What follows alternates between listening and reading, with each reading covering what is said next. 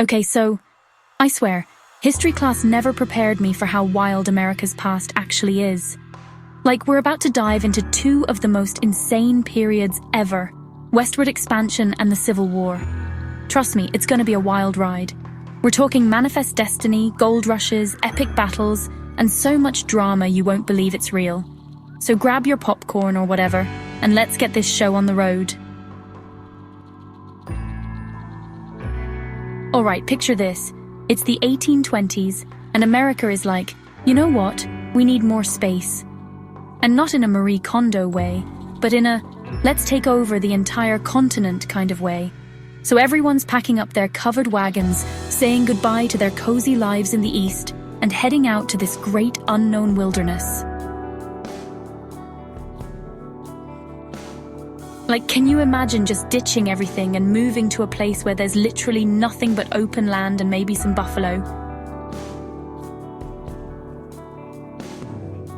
I mean, I freak out when my Wi-Fi cuts out for 5 minutes. These people were next level brave or crazy. Maybe both?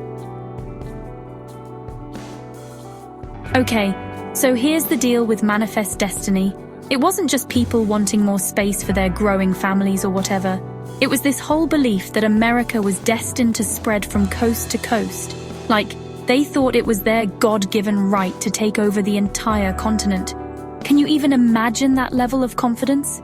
I don't know, it's just, when I can barely decide what to have for breakfast, these guys were out here planning to conquer an entire continent. And the craziest part? They actually did it. It's like if I said, you know what? I'm destined to become a world-famous chef, and then actually became Gordon Ramsay overnight. Wild, right? You guys, we need to talk about the elephant in the room, the Native Americans. While everyone was busy manifest destinying all over the place, there were already people living on this land. And let me tell you, it did not go well for them. It's like if someone came into your house, said, "This is mine now," and then kicked you out. Not cool, right? The government came up with this thing called the Indian Removal Act in 1830. Basically, they forced Native Americans to leave their ancestral lands and move to what is now Oklahoma. It was a long, brutal journey that became known as the Trail of Tears. And guys, it was as awful as it sounds. Thousands of people died. It's honestly heartbreaking to think about. Alright, let's talk about how America got so big so fast. It all started with this thing called the Louisiana Purchase in 1803. Basically, the US bought a huge chunk of land from France for like nothing. It's like finding a designer bag at a thrift store price. You just can't pass it up. This deal doubled the size of the country overnight. Talk about a growth spurt. But wait, there's more. In 1845, Texas joined the party and became a state. And then, in 1846, the US and Britain were like, let's split Oregon down the middle. And just like that, boom, more land. Okay, so in 1848, something major happened. Gold was discovered in California. And let me tell you, people went absolutely nuts. It was like Black Friday, but instead of fighting over discounted TVs, people were racing across the country to dig for gold. And then there was the Oregon Trail. This wasn't just some computer game where your wagon fords rivers and your family dies of dysentery. This was real life. Thousands of people packed up everything they owned and set out on this super dangerous 2,000-mile journey. We're talking disease, accidents, hostile encounters, the works. It was basically the world's worst road trip, but with the promise of a better life at the end. Now we need to talk about something super heavy, slavery. As America was expanding, there was this huge debate going on about whether new states should allow slavery or not. They came up with all these compromises to try and keep things under control. Like the Missouri Compromise in 1820, which was basically a you can have slavery here but not there kind of deal. But guys, let's be real. You can't compromise on human rights. It's like trying to decide whether it's okay to only be a little bit evil. Spoiler alert, it's not. Alright, buckle up because we're about to dive into the Civil War. Imagine if the country just decided to break up like a bad relationship. That's basically what happened. It all kicked off in 1861 when the southern states were like, peace out, we're starting our own country. The North was not about that life and was like, no you're not. And just like that, boom, Civil War.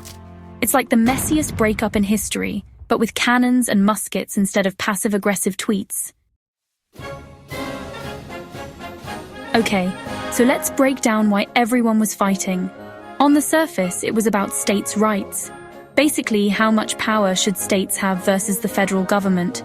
The South was all about states having more control, especially when it came to slavery. They were like, you can't tell us what to do. But let's be real, the big issue was slavery. The North wanted to abolish it, the South wanted to keep it.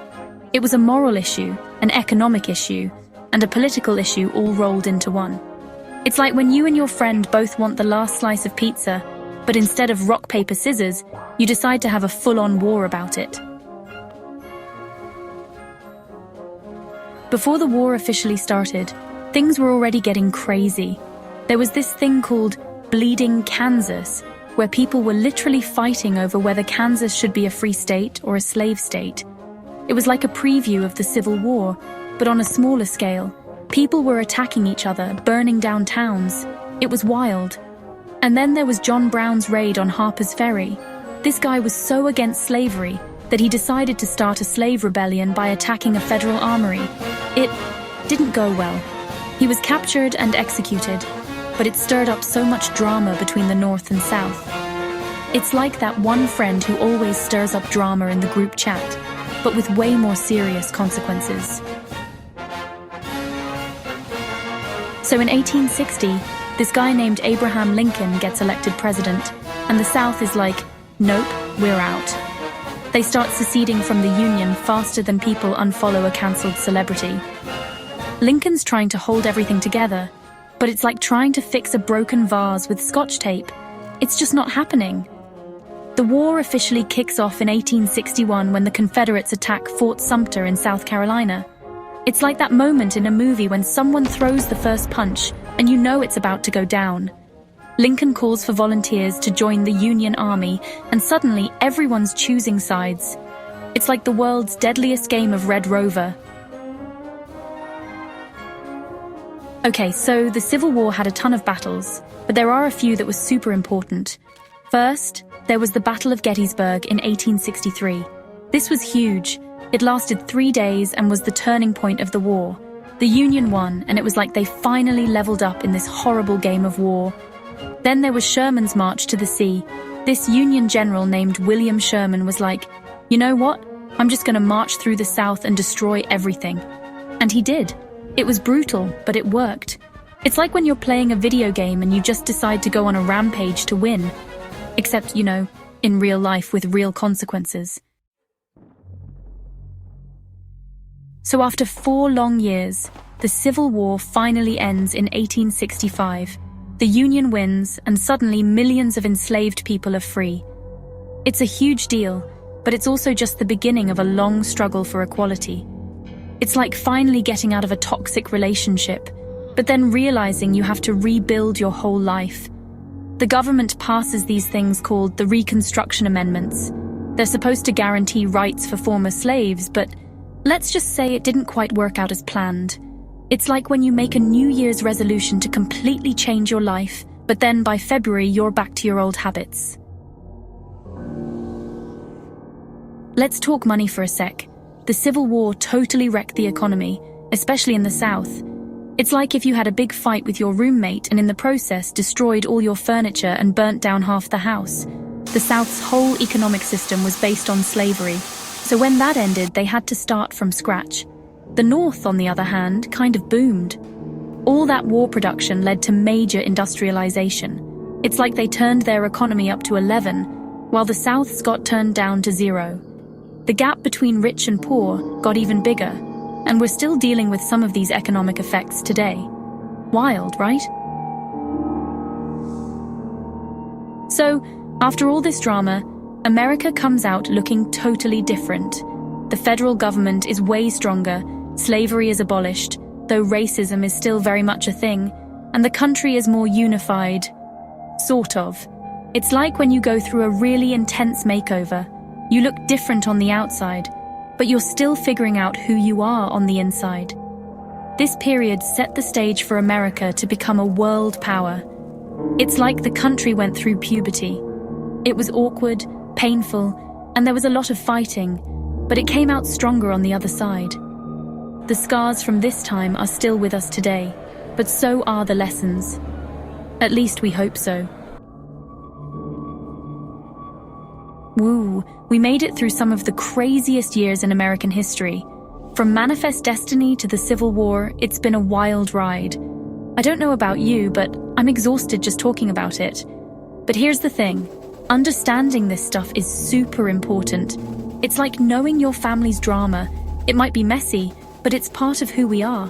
So next time someone brings up American history, you can be like, oh yeah, I know all about that craziness. Thanks for time traveling with me, you guys. Peace out.